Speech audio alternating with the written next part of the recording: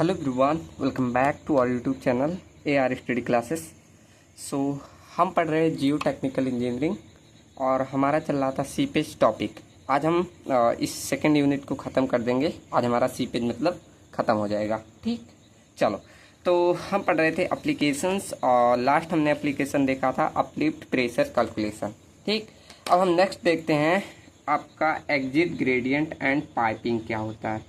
इसी एप्लीकेशन में ही आता है। ठीक, तो एग्जिट ग्रेडियंट एंड पाइपिंग ये कंडीशन होती है। पाइपिंग ये आपका एक केस बनता है किसमें, आपका जो हमने यहाँ बनाते आए क्या, अर्थन डैम, इसमें भी हमारा आपका एग्जिट ग्रेडियंट पे पाइपिंग, एग्जिट ग्रेडियंट बोले या पाइपिंग बन जाता है। कैसे, देखो मैं एक फिगर बनाऊँ, ये रहा वही सेम फिगर है। जैसे मान लो ये मेरा एक अर्थन डैम है, मैंने ये रहो छोटा सा फिगर बना रहा हूँ, सबको समझ में आ जाए। ये रहा मेरा, चलो ये मेरा है अर्थन डैम।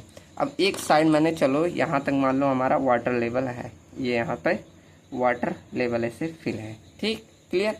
और यहाँ मान लो पूरा ऐसे पानी जा रहा है, सीप होके जा रहा है, सीपेज होके, ठीक, कुछ ऐसे जा रहा है। देखो ऐसे, ये मान लो उसकी फ्लो लाइन्स है, ऐसे इसके फ्लो लाइन्स कुछ बन रही है। ठीक, ये इसका फ्लो लाइन, यहाँ हमने इसका बॉटम सरफेस मान लिया कि यहीं तक जा रहा है, ये बॉटम मान ले रहे हैं, ऐसे जा रहा है। ठीक, उसके बाद हमने इस चीज़ की इक्विपोटेंशियल लाइन बना दें, ये इसकी इक्विपोटेंशियल लाइन ऐसे बन रही है, ऐसे ऐसे मान लो ये इक्विपोटेंशियल लाइन है। ठीक, अब यहाँ लास्ट में, अब यहाँ सबको क्लियर ना, इतना तो सब जानते हैं। अब यहाँ लास्ट में देखो ये वाला हम जो ऐसे दो फ्लो लाइन और दो इक्विपोटेंशियल लाइन से फ्लो फील्ड बनता है। अब इस लास्ट वाले फ्लो फील्ड को अगर आप देखो, ये वाला, ये लास्ट फ्लो फील्ड को अगर आप देख रहे हैं तो यहाँ पर लेंथ जो है, लेंथ ऑफ रजिस्टिंग मीडियम जिसे L बोला जा रहा है, ये काफ़ी कम है कि नहीं। लेंथ ऑफ रजिस्टिंग मीडियम मतलब बहुत कम है, जिसे हम L मिनिमम बोल दे रहे हैं। अब आप ही बताइए, जब ये लेंथ ऑफ रजिस्टिंग मीडियम इस वाले मतलब फ्लो चैनल में बहुत कम है ना, तो यहाँ पर हाइड्रोलिक ग्रेडियंट, जो एक्चुअल हाइड्रोलिक ग्रेडियंट है वो काफ़ी ज़्यादा आ जाएगा ना। जैसे हमने पढ़ा था hydraulic gradient I equal to क्या पढ़ा था, डेल्टा है head causing flow divided by length of resisting medium, यही है ना। अब यहाँ पर लास्ट में आप देख रहे हैं तो लेंथ ऑफ रजिस्टिंग मीडियम बहुत कम है, मतलब काफ़ी कम हो जा रहा है। तो जब काफ़ी कम हो जा रहा है तो यहाँ पर हाइड्रोलिक ग्रेडियंट बढ़ेगा, ऑब्वियसली बढ़ेगा। इसकी वैल्यू कम होगी तो ये वैल्यू बढ़ेगी, सबको मालूम है, सिंपल है ना। तो यहाँ पर ये वैल्यू बढ़ते बढ़ते ऐसी कंडीशन बन जाए कि जो ये I की वैल्यू है, ये I मतलब इसे I एग्जिट नाम दे दे, जिसे एग्जिट ग्रेडियंट बोला जाता है। अगर ये I एग्जिट की वैल्यू बढ़ते बढ़ते इतनी बढ़ जाए कि ये I क्रिटिकल से ज़्यादा हो जाए। अब आप ही बताइए, जब I क्रिटिकल से ज़्यादा हो जाएगी तो यहाँ पर ये लूज करेगी, स्ट्रेंथ को लूज करेगी। तो स्ट्रेंथ लूज करते करते ये ऐसे यहाँ पर, ये ऐसे लूज करते करते यहाँ इतनी लूज हो जाएगी कि यहाँ पर ये धीरे धीरे बढ़ते बढ़ते बढ़ते ऐसे ऐसे पाइपिंग कंडीशन बन जाती है। पूरा ये ऐसे, मतलब ये इतना ऐसे लूज करते करते ये पूरा एक जो चैनल है, फ्लो चैनल, इसको ही लूज कर जाएगा, मतलब इतना ऐसे लूज कर जाएगा। तो इसी कंडीशन को बोला जाता है पाइपिंग। समझ में आना कि क्या हो रहा है, यहाँ लेंथ ऑफ रजिस्टिंग मीडियम बहुत कम हो जाता है, इसीलिए ये हो रहा है। तो ये बढ़ते बढ़ते एग्जिट ग्रेडियंट जो है, ये hydraulic gradient, exit hydraulic gradient जो है ये काफ़ी ज़्यादा हो जाएगी, किसके, क्रिटिकल से। जब ये कंडीशन बन जाती है तो यहाँ पर हमें पाइपिंग कंडीशन देखने को मिलता है। ठीक, क्लियर ना, सबको सिंपल वही चीज़ है, बस यहाँ पर पाइपिंग टर्म आ गया है। ठीक, चलो अब यही सारी चीज़ें हमें थ्योरी में लिखवा दे रहा हूँ। तो पहला पॉइंट लिखिए कि हमारा यहाँ लास्ट में फ्लो नेट जब बन रहा है तो यहाँ पर लास्ट में लेंथ ऑफ रजिस्टिंग मीडियम बहुत कम हो जा रहा है। ठीक, तो in the flow net generally the length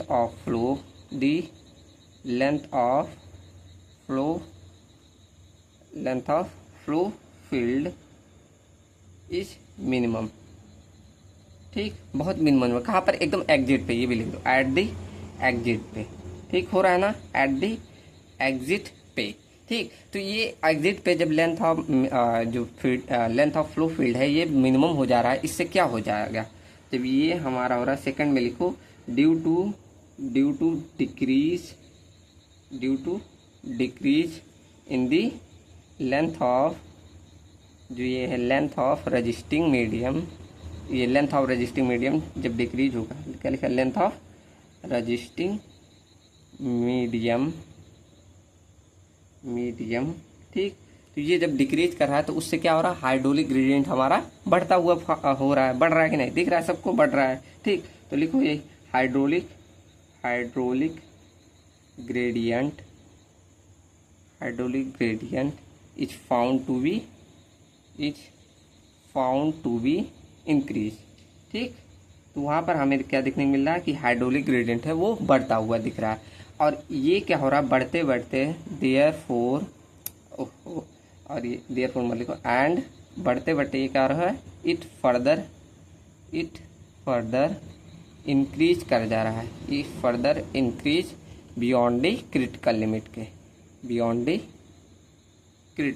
के, ठीक। तो ये क्रिटिकल लिमिट के जो हमारा आई क्रिटिकल था, सॉरी क्रिटिकल लिमिट बोला, क्रिटिकल हाइड्रोलिक ग्रेडियंट के, अभी मैं एक बार और समझा दूंगा, क्रिटिकल हाइड्रोलिक ग्रेडियंट के, ठीक, उससे ज़्यादा हो जा रहा है, यहाँ मैंने लिखा है ना, उससे ज़्यादा होगा। अब इससे बढ़ेगा तो एंड देयरफॉर, जब ये इससे ज़्यादा बढ़ जाएगा तो क्या होगा, सॉइल जो यहाँ की स्ट्रेंथ है वो एकदम लूज हो जाएगी, ठीक। तो the soil lose its strength, ठीक। तो यहाँ पर आपको दिख रहा है सॉइल अपना स्ट्रेंथ लूज करने लगेगा। अब लूज करेगा तो यहाँ पर देखते धीरे धीरे हमारा क्या पाइपिंग कंडीशन बनने लगता है, ठीक। तो and a pipe like structure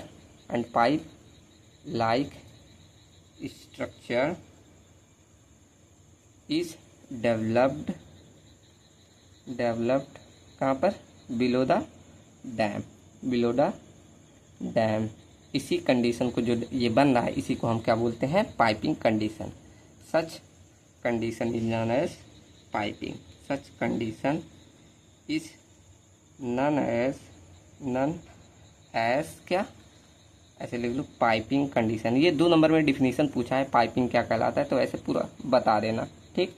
तो यही आपका क्या पाइपिंग कंडीशन कहलाता है। अब एक बार मैं समझा दूँ फिर से, क्या हो रहा है, देखो कि आपका जो फ्लो नेट बन रहा है उसमें लेंथ ऑफ फ्लो यहाँ लास्ट में बहुत मिनिमम पाया जाता है।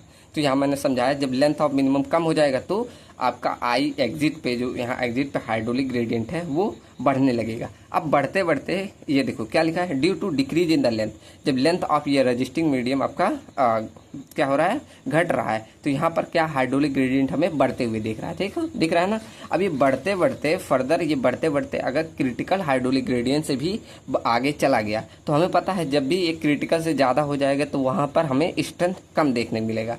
तो यही बोला कि and therefore the soil lose its strength, तो वहाँ पर अपना सॉइल क्या स्ट्रेंथ लूज करने लगता है। और ये लूज करते करते हमें एज अ पाइप की तरह से पाइपिंग लाइक स्ट्रक्चर यहाँ डेवलप होने लगता है, पूरा ऐसे एक फ्लो चैनल में। तो यही जो आपका and pipe like structure is developed below the dam, ठीक। तो डैम के नीचे हमें एक पाइप की तरह स्ट्रक्चर डेवलप हो जाएगा। Such condition is known as piping condition. तो यही जो कंडीशन आपका बन रहा है वही आपका पाइपिंग कंडीशन कहलाता है, ठीक, क्लियर। चलो अब यही अगर आपका पाइपिंग कंडीशन बन गया और आपने लोड अगर अप्लाई किया तो वहाँ पर आपका स्ट्रक्चर में सेटलमेंट देखने को मिलेगा, ठीक। तो ये भी लिख दो कि ड्यू टू पाइपिंग कंडीशन,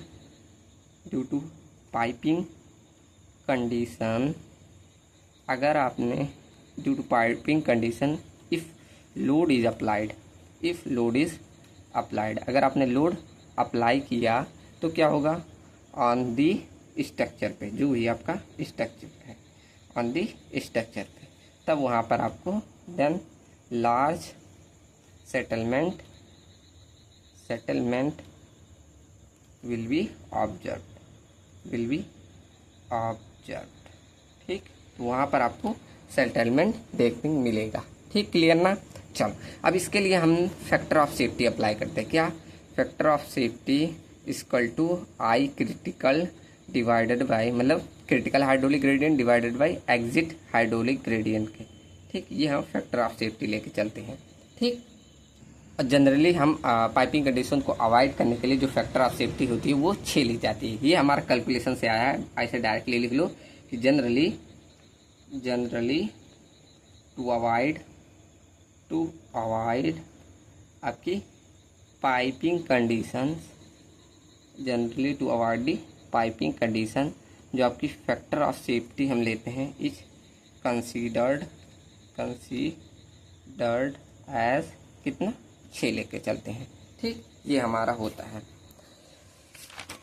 अब यहाँ देखो, थोड़ा मैं टॉपिक पहले से लिख के लाया था, थोड़ा जगह बच गया, अभी थोड़ा और लिखना है। चलो यहाँ लिख दे रहा हूँ पीछे, ठीक, मैं ऐड कर दूंगा पीडीएफ में। चलो यहीं लिख दे रहा हूँ, चलो यहाँ लिख दे रहा हूँ। ठीक, अभी क्योंकि दिक्कत होगा, ये मैंने यहाँ लिख दिया पहले से टॉपिक, ये थ्योरी है ना, तो पढ़ाने के लिए। अब देखो आगे कि अगर आप चाहते हैं कि आपने जो यहाँ अर्थन डैम बनाया उसमें पाइपिंग कंडीशन ना आए, मतलब फेलियर ऐसा ना हो, तो क्या कर सकते हैं। जैसे हमने पीछे प्रिवेंट किया था, वहाँ यहाँ भी वही करेंगे। क्या, एक तो सीट पाइल प्रोवाइड कर देंगे, दूसरा हो सकता है कि वहाँ पर एडिशनल सरचार्ज बढ़ा दें। ठीक, जैसे सरचार्ज करेंगे तो फैक्टर ऑफ सेफ्टी बढ़ जाएगा। तो ये दो कंडीशन से हम यहाँ भी सेव कर सकते हैं, जैसे पीछे किया था। ठीक, तो यहाँ लिख लो ऐसे, इसे बाद में मैं पीडीएफ में ऐड कर दूंगा ऐसे। ठीक, तो टू अवॉइड क्या, यही piping, to avoid the piping failure. ठीक, तो पाइपिंग फेलियर ना आपका आए, तो उसके लिए पहला क्या कर सकते हैं आप, सीट पाइल प्रोवाइड कर सकते हैं। Sheet piles is placed below the, ऐसे बिलो मत लिखो, sheet pile is placed at the downstream लिखो, at the downstream side में। ठीक, कैसे, जैसे पीछे किया था, जैसे ये मेरा, मैं इसे रफली बना दे रहा हूँ, आप लोग अच्छे से बनाइएगा। ठीक, जैसे ये मेरा अर्थन डैम है। ठीक, अब यहाँ पर नीचे क्या करते हैं, सिंपल ऐसे हम सीट पाइल प्रोवाइड कर देते हैं। अब इससे क्या होता है, जैसे सीपेज जब होता है तो यहाँ पर पानी अब यहाँ ऐसे करके ऐसे तब फ्लो करेगा, तो इससे क्या होगा, लेंथ ऑफ रजिस्टिंग मीडियम बढ़ जाएगा, तो उससे एक्चुअल हाइड्रोलिक ग्रेडियंट, कैसे हमने पढ़ा ना, यहाँ पर आई एग्जिट की वैल्यू क्या हो जाएगी, जब लेंथ बढ़ेगा तो आई एग्जिट की वैल्यू कम हो जाएगी। ठीक, तो ये कम होते होते किससे, आई सी आर से कम होना चाहिए, मतलब ये वाली वैल्यू और आई एग्जिट की वैल्यू ज़्यादा आनी चाहिए। इससे हमारा क्या हो जाएगा, सेफ कंडीशन आ जाएगी। ठीक, ये हमारा सेफ कर देगा। ठीक, सिमिलर है। चलो, जैसे पीछे किया था, थ्योरी लिखना वही पीछे वाला लिख देना, वही बात है। ठीक, सेकंड हम क्या करेंगे, बी हम एडिशनल यहाँ पर ला के सरचार्ज प्रोवाइड कर दें, एडिशनल सरचार्ज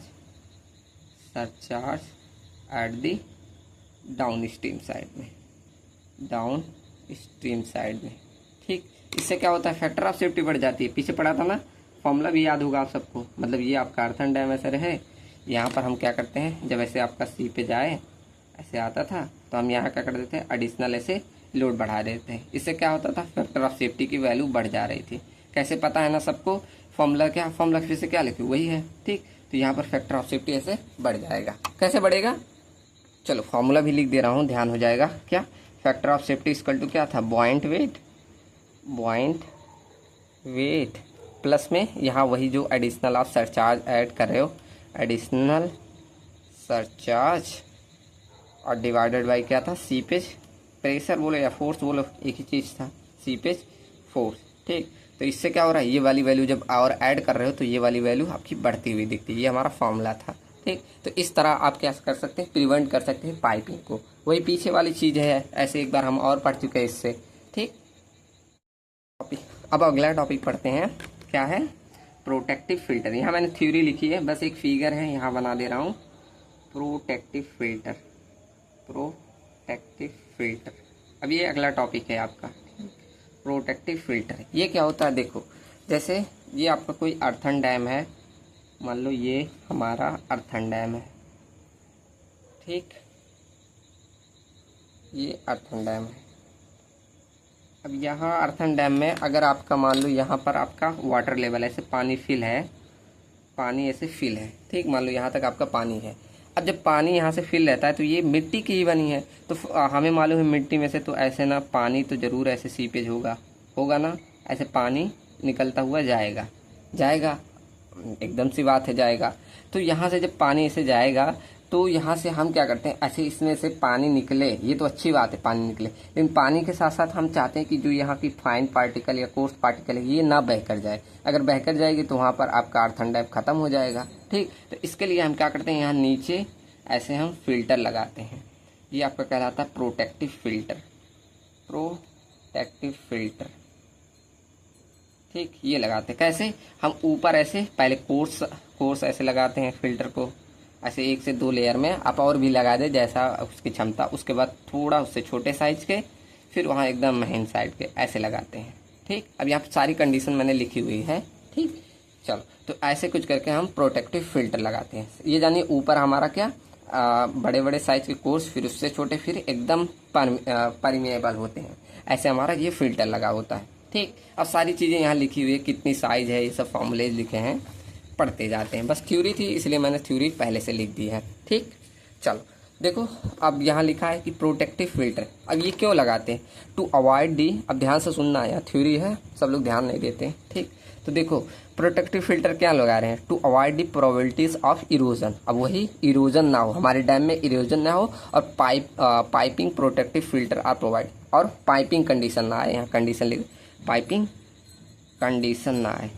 ठीक, कॉमा आपका, इसीलिए प्रोटेक्टिव फिल्टर हम प्रोवाइड करते हैं। ठीक, अब प्रोटेक्टिव फिल्टर कैसे प्रोवाइड करोगे, तो पहला लिखा है प्रोटेक्टिव फिल्टर कंसिस्ट ऑफ 1 और more layer of coarse grain, मतलब 1 से ज़्यादा लेयर में आपका कोर्स ग्रेन, फिर उसके बाद फ्री ड्रेनेज मटेरियल प्लेस करते हैं over less pervious soil called base. अब इसका कहने का मतलब वही हुआ कि पहले आपका कोर्स, फिर उससे थोड़ा छोटा, जिसे बोला कितना फ्री ड्रेनेज मटेरियल जिसे कह रहा है, तो वही उससे थोड़ा छोटा, फिर उसके नीचे जिसे बेस बोला जा रहा है, मतलब उसके नीचे एकदम छोटे छोटे जिसे परवियस मटेरियल बोला जा रहा है। ऐसे आपको प्रोटेक्टिव फिल्टर को बनाना है। ठीक, सेकंड केस क्या दे रहा है कि filter would be prevent migration of fine particle. ये मैंने बोला भी कि आपका जो फाइन पार्टिकल्स हैं वो माइग्रेट ना हो, ऐसा फिल्टर बनाओ। लेकिन ये भी ध्यान रखो, but without disturbing the flow of water. ऐसा बनाओ कि फाइन पार्टिकल जा ना पाए, लेकिन ये भी रहे कि वहाँ से पानी का फ्लो भी डिस्टर्ब ना हो, पानी का फ्लो होते रहे। अगर नहीं होगा तो वहाँ पर आपका सीपेज प्रेशर डेवलप होने लगेगा। ठीक, तो देखो, so there is hardly any loss of head loss which ensure within the filter itself seepage forces are reduce. ठीक, तो वही कह रहा कि फ्लो अच्छे से होता रहेगा तो वहाँ पर सीपेज फोर्सेस भी रिड्यूस हो जाएगा।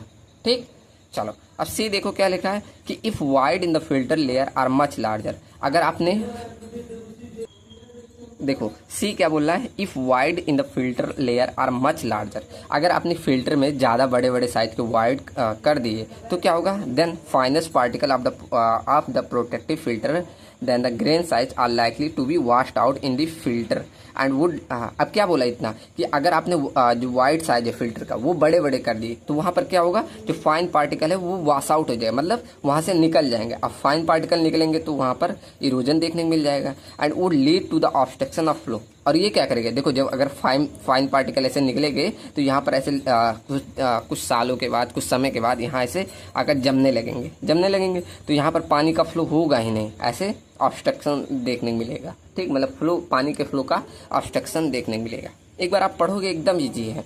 ठीक, उसके बाद अगला देखो D, on the other hand if voids of the filter are reduce. अगर आपने क्या किया, यहाँ तो बड़े कर दिया ज़्यादा, अगर आप छोटे कर दे रहे हो तो क्या होगा, तो सीपेज फोर्स बढ़ जाएगा। ठीक, तो यहाँ पूरी कंडीशन लिख ली कि क्या क्या नहीं होना चाहिए। तो अब क्या यहाँ लिखा है कि condition to be satisfy by the filter में। अब मतलब क्या क्या कंडीशन होनी चाहिए जिससे आपका फिल्टर एकदम अच्छे से बने, ये वो लिखा है। यहाँ तो पूरी कंडीशन दी है कि फिल्टर कैसा होना चाहिए, अगर वो आपने ज़्यादा वाइड कर दिया, छोटा वाइड कर दिया तो क्या होगा। अब यहाँ बता रहा है कि कैसी कंडीशन होनी चाहिए।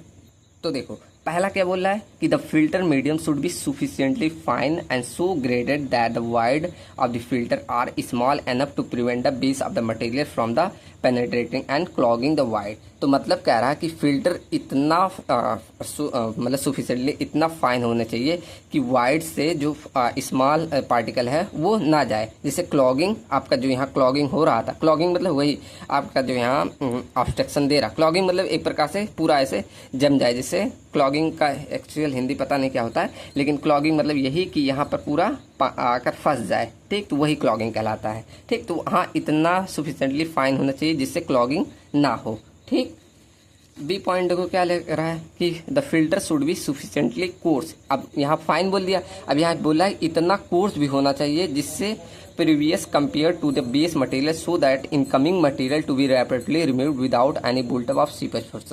मतलब इतना कोर्स होना चाहिए कि अगर कोई मटेरियल आ रहा है तो ईजिली वहाँ से रिमूव हो जाए, ऐसा ना हो कि वहाँ पर सीपेज फोर्स डेवलप होने लगे। ठीक, तो मतलब आसानी से निकल जाए जो भी आपका कोई भी फाइन पार्टिकल आए। ठीक, अब यहाँ वही सारा लिखा है कि finer material should be coarse वही लिखा है दूसरे टर्म में कि not to be carried out away from the opening in the drainage pipe. ठीक, तो जो आपका फाइन मटेरियल है इतना कोर्स होना चाहिए कि आसानी से निकल जाए अपना ड्रेनेज पाइप से। ठीक, चलिए अब डी पॉइंट क्या लिखा है, the filter layer should be sufficiently, अभी वही लिखा कि इतना थिक होना चाहिए कि good distribution of all particle through the filter medium to able to carry the seepage discharge, वही आसानी से पानी को डिस्चार्ज करे। ठीक, तो वही सारा चीज़ें लिखी हुई है। अब यहाँ मेन आता है कि आपको फॉर्मूलेस क्या यूज करने हैं। जैसे यहाँ दो, एक बोला जा रहा है अपर लिमिट यहाँ ऊपर के साइड के लिए और एक लोअर लिमिट, ये दो फॉर्मूले आ जाता है और एडिशनल कोई आ रहा है तो उसके लिए एक और फॉर्मूला है। ठीक, तो अपर लिमिट के लिए आपका जो D15/D18, अब D15 सबको मालूम है, पीछे पढ़ा ना, 15% ऑफ जो हम बोले 15% of finer than this size, ये आपका D15 होता है। और ऐसे 85% फाइनर देन दिस साइज, तो मतलब ये पार्टिकल के साइज का दोनों का रेशियो, मतलब फिल्टर का और प्रोटेक्टिव मटेरियल का, इन दोनों का रेशियो 5 से कम होना चाहिए। कब? जब अपर लिमिट में आप यूज करेंगे। ये फॉर्मूला है। ठीक, तो ये किसने दिया था? तरजागी ने। This is propose by Terzaghi and this condition ensure that there is no significant invasion. Invasion मतलब वही चीज, इसका मतलब एक्चुअल आप सर्च करेंगे तो आक्रमण होता है, ऐसे लिखा था, पता नहीं क्यों, मतलब कोई विरोध ना आए ऑफ द पार्टिकल में into the filter take place, hence it govern the upper limit, इसलिए इसे हम अपर लिमिट में लगाते हैं। ठीक, तो ये हम अपर लिमिट के लिए यूज करते हैं। सेम ऐसे लोअर लिमिट के लिए हमारा क्या होता है कि D15 ऑफ फिल्टर साइज का और D15 ऑफ पार्टिकल साइज, ये दोनों रेशियो किसके अंदर होना? 4 से ज़्यादा और 20 से कम होना चाहिए। ये लोअर लिमिट का, वही चीज़ें लिखी है, देख लेना। ठीक, चलो अब यहाँ कोई एडिशनल आ रहा है तो यहाँ बोल रहा है D15 बाई फिल्टर साइज और D15 ऑफ प्रोटेक्टिव लेयर, ये वैल्यू लेस देन 25 के होना चाहिए। ये अगर कोई एडिशनल आप ऐड कर रहे हैं लेयर, ठीक, तो उसके लिए है।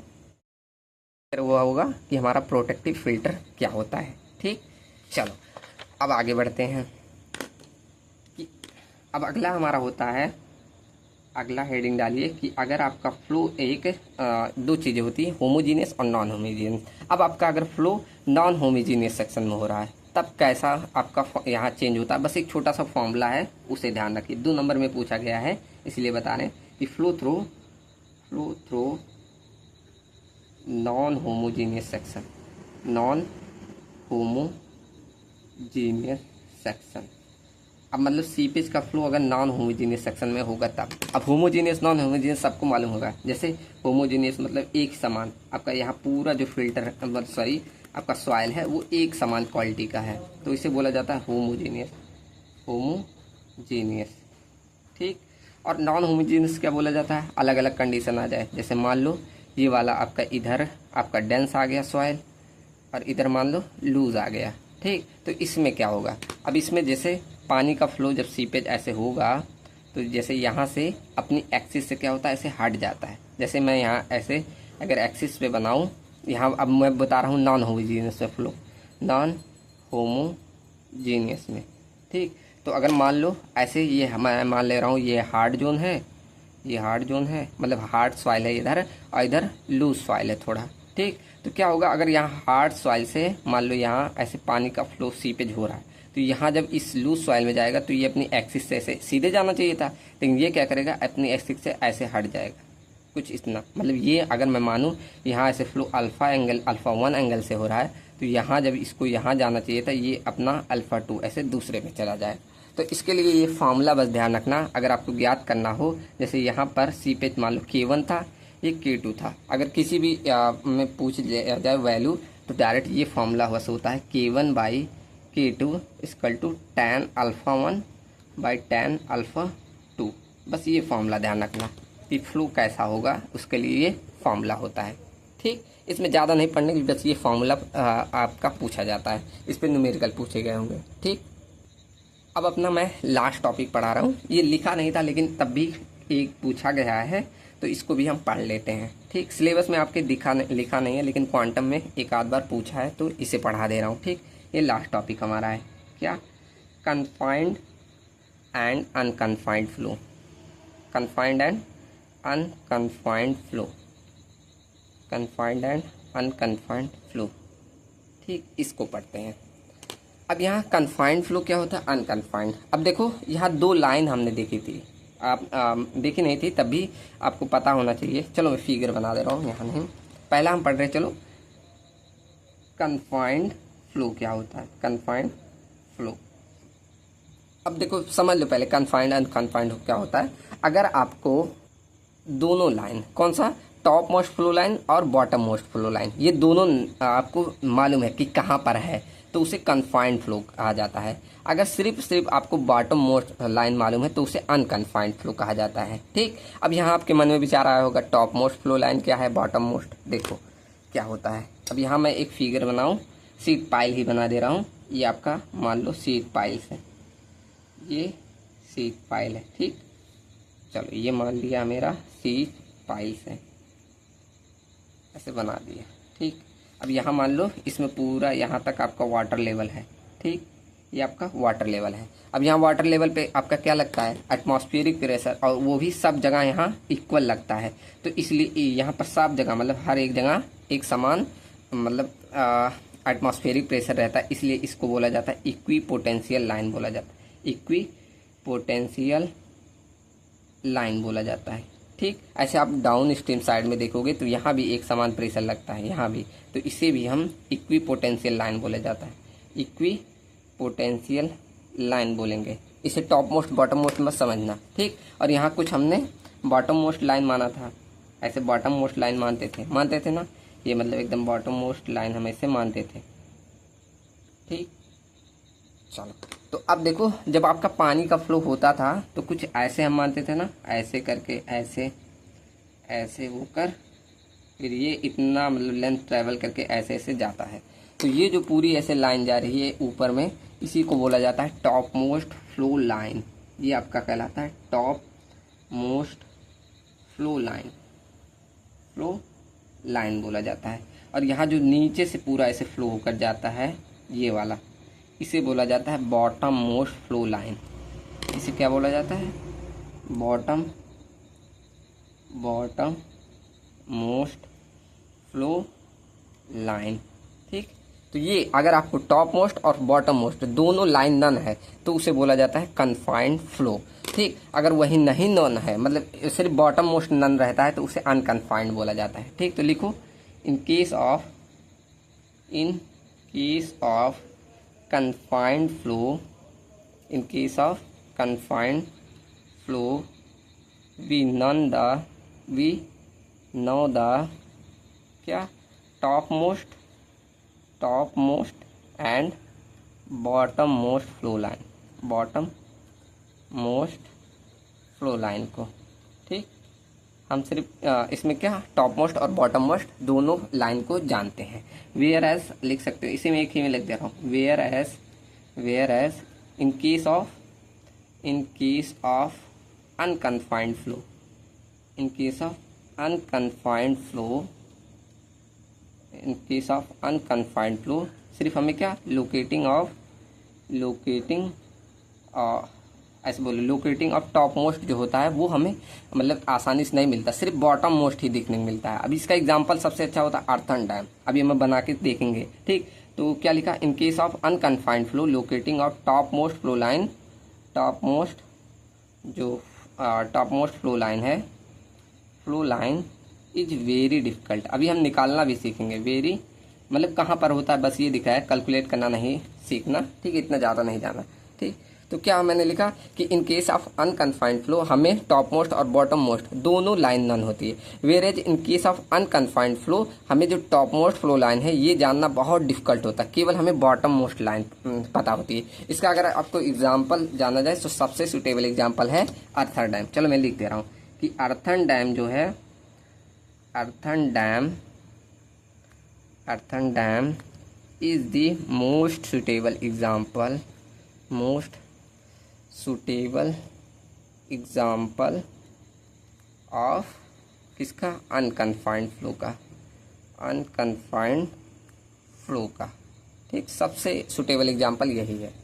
और कन्फाइंड फ्लो का अगर लिखना हो तो उसका लिख लो, ऐसे शॉर्ट में लिख दो, ऐसे लिख दो कन्फाइंड फ्लो का। उसका कौन सा है एग्जाम्पल में अगर देना चाहे तो मेसनरी डैम। मेसनरी समझ रहा है, जो चिनाई के, जैसे कंक्रीट से, सीमेंट से, उससे चिनाई के, मेसनरी डैम, उससे अगर चिनाई कर रहे हो तो वो है। ठीक, चलो मैं फिगर बना दूं क्या? देखो, जैसे मेसनरी डैम में क्या होगा, ये आपका मेसनरी डैम मान लो, मेसनरी डैम है। ठीक, इसमें जब ये मतलब ऐसे, और इसका एक बॉटम सरफेस मान ले रहे हैं। ठीक, और यहाँ पर पानी का फ्लो है जिसे हम इक्विपोटेंशियल लाइन मानते हैं। ये हमारा यहाँ पर up stream side, down stream side, तो यहाँ पर प्रेशर इक्वल रहता है। तो इसे चलो लिख दे रहा हूँ, सब चीज़ें लिख लेना ऐसे। इसे बोला जाता है इक्विपोटेंशियल लाइन, इक्विपोटेंशियल लाइन, इसको भी हम इक्विपोटेंशियल लाइन बोलते हैं। ठीक, अब इसमें जो पानी का फ्लो होगा आपका मेसनरी डैम में, तो कुछ ऐसे होगा, कुछ ऐसे, यहाँ से ऐसे नहीं जाएगा, ऐसे जाएगा, ऐसे। तो ये वाला जो लाइन बन रहा है ये टॉप मोस्ट फ्लो लाइन होता है, ये टॉप मोस्ट फ्लो लाइन होगा, फ्लो लाइन होगा। और इसमें ये बॉटम मोस्ट फ्लो लाइन होगा, ये आपका क्या? बॉटम मोस्ट फ्लो लाइन होगा। ठीक, अब वहीं आप अर्थन डैम बनाएं। अब मैं अर्थन डैम बना रहा हूँ। ठीक, चलो यहाँ मैं अर्थन डैम बना रहा हूँ। ठीक, आप ऐसे लिख दो ब्रैकेट में, अनकन्फाइंड फ्लो लिख दे रहा हूँ, अनकन्फाइंड फ्लो। ठीक, ये आपका हो गया। अब अर्थन डैम बनाऊँ, चलो ऐसे, ये हमारा अर्थन डैम हो गया, ये मान लो अर्थन डैम हो गया। और यहाँ इतना पानी है यहाँ तक। ठीक, और यहाँ इसका बॉटम लाइन मान लो, बॉटम लाइन तो आपको मालूम ही रहेगा, ये आपको मालूम ही रहेगा। ऐसे मान लो ये बॉटम मोस्ट लाइन है, लिख दे रहा हूँ ऐसे, ये बॉटम मोस्ट लाइन है। और ये आपका क्या हो गया, यहाँ भी ये इक्विपोटेंशियल लाइन होगा, इक्विपोटेंशियल लाइन। और यहाँ भी ये इक्विपोटेंशियल लाइन होगा, इक्विपोटेंशियल लाइन यहाँ पर भी ये होगा। ठीक, अब यहाँ पर जब आपका अर्थन डैम में पानी का ऐसे फ्लो होता है तो यहाँ पर आपका टॉप मोस्ट फ्लो लाइन नहीं नन होता। क्यों? क्योंकि आपका देखो पानी का फ्लो कहीं से भी जा सकता है। मान लो यहाँ से ऐसे चला जाए, यहाँ से चला जाए, यहाँ से चला जाए। अब अर्थन डैम है, कहीं से जा सकता है, हमने इतनी सारी कंडीशन पढ़ी, जा सकता है ना। तो इसलिए हम बोलते हैं यहाँ पर टॉप मोस्ट फ्लो लाइन नहीं नन होती। तो इसके लिए हमें क्या, हम ऐसे मतलब कैलकुलेट करके निकालते भी है कि लोकेट कैसे करना होता, तो उतना नहीं पढ़ना। लेकिन जब अगर हम मान ले, एज्यूम करते हैं कि हमारा कहीं से, मान लो ऐसे मान लिए, चलो उसके लिए मैं एक अलग फिगर बनाऊं कि अगर मैं अच्छे से बना रहा हूं, यहाँ कुछ टर्म है ये आपको सीखने हैं, ये 2 नंबर में पूछा गया है। जैसे ये आपका अर्थन डैम है। ठीक, ऐसे मान लो ये अर्थन डैम है, और उसके बाद ये बॉटम मोस्ट लाइन है, और यहाँ पर मान लो इतना ऐसे पानी फिल है। ठीक, ऐसे मान लो। अब यहाँ तक आपका पानी है।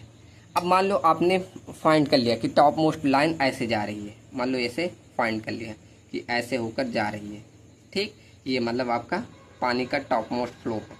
ऐसे तो जा सकती है ना अंदर से, अब मिट्टी का बना है, कहीं नहीं जा सकती। ठीक, तो हमने चलो फाइंड कर लिया कि ऐसे जा रही है। ठीक, तो ये जो टॉप मोस्ट फ्लो लाइन हमें यहाँ मिलती है, इस लाइन को यहाँ पर बोला जाता है फेरेटिक लाइन। ठीक, तो ये जो टॉप मोस्ट लाइन आप मिलता है अर्थन डैम में, इसे बोला जाता है फेरेटिक लाइन। अब यही फेरेटिक लाइन पूछ लिया जाता है कि किसे कहते हैं। ठीक, यहाँ जो जो टर्म बता रहा हूँ सीखते जाइएगा। अब ये एक लिख दूँ सबको। और ये आपका बॉटम मोस्ट लाइन है, ये बॉटम मोस्ट लाइन है। ठीक, अब देखो यहाँ ट्विस्ट देखना कि आपका जो फेरेटिक लाइन है, अब आप ही बताइए, जब ऐसे पानी का फ्लो यहाँ होकर जा रहा है तो इसके नीचे ये पूरी डैम को ये गीला कर देगा, तो यहाँ पर जो सॉइल होती है वो सैचुरेटेड सॉइल होती है, सैचुरेटेड सॉइल होती है।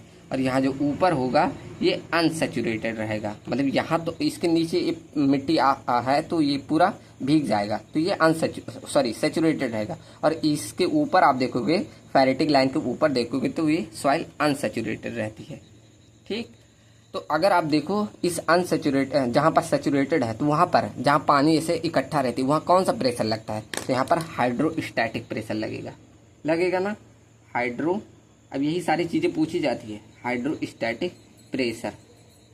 और यहाँ जो ऊपर लगेगा, अभी आप ही बताइए, यहाँ ऊपर आपका कौन सा लगेगा? यहाँ नीचे तो पानी थी, अब यहाँ कुछ नहीं है, तो यहाँ पर क्या लगेगा? एटमॉस्फेयर में है तो ये एटमॉस्फेरिक प्रेशर लगेगा। अब यही सारी चीज़ें आपके कंपटीशन एग्जाम में पूछा जाता है कि फेरेटिक लाइन के ऊपर सॉइल कैसी होती है, तो आपको बताना है अनसेचुरेटेड। फेरेटिक लाइन के नीचे सॉइल कैसी होती है, तो बताना है सेचुरेटेड। फेरेटिक लाइन के नीचे कौन सा प्रेशर लगता है, आपको बताना है हाइड्रोस्टैटिक प्रेशर। फेरेटिक लाइन के ऊपर कौन सा प्रेशर लगेगा? Atmospheric pressure. ठीक, चलो यही सारी चीज़ें पूछी जाती है। अब यहाँ मैं सब चीज़ें लिखा दे रहा हूँ। ठीक, क्लियर ना सबको? कोई डाउट नहीं होगा, एकदम सिंपल है। चलो पहला लिखो कि जो the top most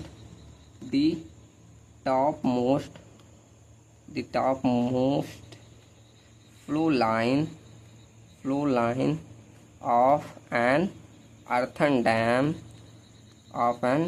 earthen dam, उसको हमने क्या बोला? Is known as phreatic line.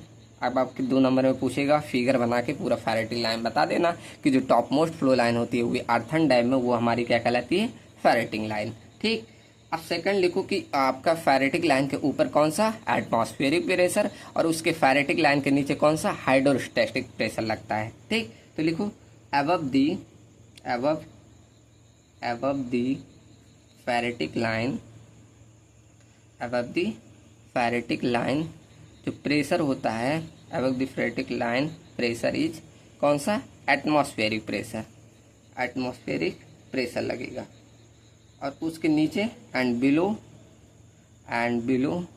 It pressure is कौन सा? हाइड्रोस्टैटिक। ठीक, उसके नीचे हाइड्रोस्टैटिक प्रेशर लगेगा। सिंपल है ना? चलो अब थर्ड क्या कि हमारा सॉइल कैसा रहेगा। ठीक, तो फेरेटिक लाइन हमारा क्या सेपरेट करता है? फेरेटिक लाइन सेपरेट्स क्या करेगा? दी सैचुरेटेड एंड अनसैचुरेटेड सॉइल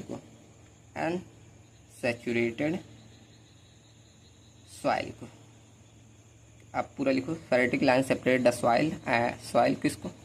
ओहो गलत लिख दिया। Ferritic line separate the saturated and unsaturated soil with in the earthen dam में।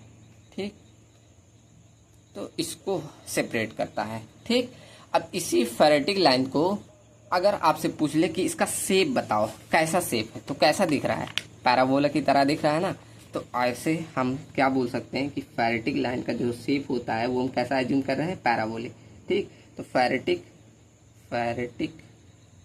लाइन एज्यूम्स द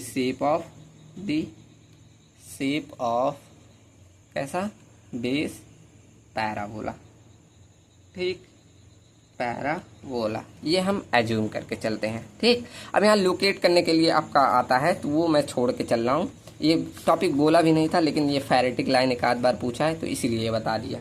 ठीक, क्लियर ना? यहाँ तक सबको क्लियर?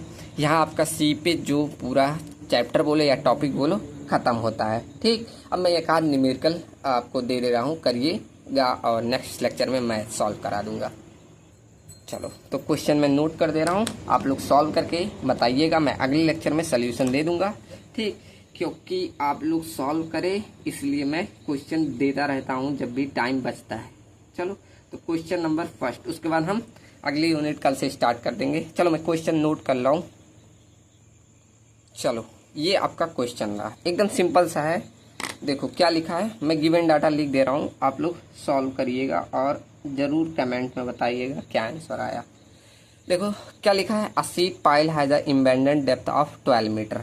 मतलब जो डेप्थ है वो इम्बेडेड डेप्थ जो सीट पाइल की है वो डी इक्वल टू दिया है 12 मीटर। ठीक, उसके बाद इन अ होमोजेनियस सॉइल, मतलब सॉइल का दिया है कौन सा स्ट्रेटम है। उसके बाद the coefficient of the soil is, क्या लिखा है, the coefficient of the soil is. अब यहाँ आपका कोफिशिएंट ऑफ परमिलिटी के की वैल्यू मान लो ये दिया है, यहाँ कोफिशिएंट ऑफ परमिलिटी लिखना चाहिए था, ठीक।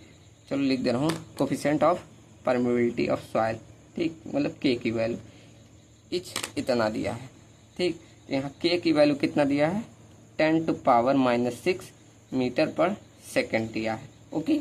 उसके बाद लिखा है difference in the water level between the two side of the sheet pile is 4 metre, मतलब जो डिफरेंस है किसमें वाटर लेवल और दोनों साइड का डिफरेंस है, मतलब आप यहाँ इसकी वैल्यू एच की वैल्यू लिख सकते हैं 4 मीटर ये दिया है, ठीक। Water level difference in the water level between the दोनों साइड में जो डिफरेंस आ रहा है एच की वैल्यू वो आपका दिया है। उसके बाद the flow net is construction with in the 5 number of the flow line, मतलब यहाँ फ्लो लाइन का मतलब फ्लो लाइन किससे डिनोट किए थे एन से ना, तो वही नंबर ऑफ जो फ्लो लाइन है ये दिया है, नंबर ऑफ फ्लो लाइन कितना 5 दिया है। उसके बाद and the number of equipotential line कितना 11 दिया है, जिसे हमने एम से दिखाया था, ओहो दिख रहा है ना, तो एम से दिखाया था। ये हमारा क्या नंबर ऑफ इक्विपोटेंशियल लाइन है, इक्विपोटेंशियल लाइन ये दिया है, ठीक। उसके बाद क्या लिखा है the quantity of the seepage, quantity मतलब वही क्यू डिस्चार्ज कितना आपका है, किसमें बताना है सेंटीमीटर क्यूब सेकंड, मतलब सेंटीमीटर में बताना है, सारी वैल्यू किसमें मीटर में दी है तो आपको बताना है किसमें सेंटीमीटर पर सेकंड में, अप टू 1 डेसिमल तक आपको बताना है, ठीक। अंडर द शीट पाइल तो सिंपल फॉर्मूला है, आपको डिस्चार्ज वाला लगा देना है, क्या क्यू इक्वल टू KH/NF/ND यही लगा देना है। चलो सॉल्व ही कर दे रहे हैं, क्यू इक्वल टू KH/NF/ND सारी वैल्यू मालूम ही है, बस रखना ही है, कितना सिंपल है, देखने में कितना बड़ा मैंने लिख दिया है। चलो तो यहाँ देखो ये आपको दिया है नंबर ऑफ फ्लो लाइन और आपको ये NF और ND की वैल्यू निकालनी होगी, मतलब नंबर ऑफ फ्लो चैनल और नंबर ऑफ इक्विपोटेंशियल ड्रॉप निकालना होता है। कैसे निकालना होता है NF और ND, इसके लिए मैंने फॉर्मूला बताया, बस 1 से घटाना होता है, तो यहाँ n-1 कर देते थे और यहाँ m-1 कर देते हैं, तो n की वैल्यू कितनी दी है 5 दी है, 5-1 कर दो, और d की वैल्यू कितना दी है, सॉरी m की वैल्यू कितना दी है 11-1 कर दो, तो यहाँ पर ये आ गया 4, ये आ गया 10, रख दो फॉर्मूला।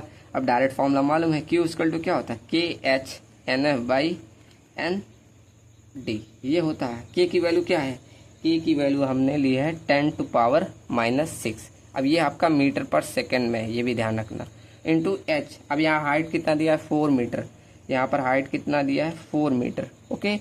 उसके बाद ये भी ध्यान रखना मीटर में दिया है, हमें आंसर पूछा है सेंटीमीटर पर सेकंड में, ठीक। उसके बाद NF की वैल्यू हमारा आया 4 और ND की वैल्यू आ गई 10, ठीक। तो ये आपका सारी चीज़ें अभी मीटर पर सेकंड में है, ये भी ध्यान रखो। चलो तो सॉल्व कर लो, अभी लास्ट में हम चेंज कर देंगे। तो पहला है 10⁻⁻6, उसके बाद मल्टीप्लाई 4 मल्टीप्लाई इसमें ब्रैकेट में आपका है ब्रैकेट कितना यहाँ, चलो 4 बाई नीचे 10, डायरेक्ट लिख दे क्या 0.4, डायरेक्ट लिख दे रहे हैं 0.4, ठीक। तो ये वैल्यू आई 1.6 इंटू 10⁻⁻6 ये आया, ठीक। कितना 1.6 इंटू 10⁻⁻6 ये वैल्यू आपकी आई मीटर, यहाँ देखो मीटर से मीटर, ये मीटर आपका ये किस में था, ये भी वैल्यू मीटर पर सेकंड में थी और ये मीटर तो मीटर स्क्वायर हो गया ये, ठीक। तो यहाँ पर वैल्यू आई मीटर स्क्वायर पर सेकंड में, ठीक। अब देखो यहाँ बात फंसी कि आपका यहाँ मीटर क्यूब क्यों नहीं आ रहा। अब यहाँ मुझसे क्वेश्चन में थोड़ी सी पढ़ने में और लिखने में भी गलती हो गई, यहाँ मैंने लिखा इन सेंटीमीटर क्यूब पर सेकंड, लेकिन क्वेश्चन में क्या लिखा है इन सेंटीमीटर क्यूब पर सेकंड पर मीटर, मतलब यहाँ नीचे में पर मीटर अप टू 1 डेसिमल, मतलब आपका लिखा है ऐसे centimetre cube divided by second पर मीटर, ये लिखा है, इस तरह निकालना है, ठीक। ये ध्यान रखना, मैंने जल्दीबाजी में लिखा नहीं, मतलब आंसर में यहाँ नीचे मीटर है, तो मतलब इसे अब अगर हम चेंज करें कुछ ऐसे चेंज कर सकते हैं, तो 1.6 into 10⁻⁻6 divided by metre square. अब यहाँ देखो मैं नीचे ऊपर मीटर से मल्टीप्लाई कर दूँ तो ये मीटर क्यूब हो जाएगा ना, और यहाँ क्या हो जाएगा सेकेंड पर मीटर हो जाएगा। अब बस सिंपल है, चेंज कर लो इसको सेंटीमीटर में, अब चेंज कर लो, एक मीटर बराबर कितना सेंटीमीटर 100 सेंटीमीटर, मतलब 10⁻6 से यहाँ मल्टीप्लाई कर दो तो 1 मतलब 3 बार हो जाएगा ना, ये क्यूब है तो यहाँ पर इंटू 10⁻⁻6 इंटू 10⁻6 ये हो जाएगा centimetre cube divided by second पर मीटर। अब ये इससे कैंसिल हो जाएगा, आंसर आपका आ गया 1.6 सेंटीमीटर क्यूब और ये सेकंड पर मीटर। आ गया आपका आंसर, आया ना। तो ये आपका आंसर रहा कि आपका डिस्चार्ज क्यू की वैल्यू इतनी आ जाएगी। ठीक, तो आपका जो पूछा था कि क्वांटिटी कितनी होना चाहिए, तो इतना 1.6 सेंटीमीटर क्यूब सेकंड पर मीटर इतना होना चाहिए। ठीक, समझ में आया ना। यहाँ ध्यान देना, मैंने क्वेश्चन थोड़ा सा जल्दीबाजी में सही से नहीं लिखा, यहाँ सेंटीमीटर क्यूब पर सेकंड पर मीटर था। ठीक, तो कैसी लगी सेकंड यूनिट, और हमने सेकंड यूनिट पूरी खत्म कर ली। अब कल से स्टार्ट करेंगे आपकी यूनिट नंबर 3।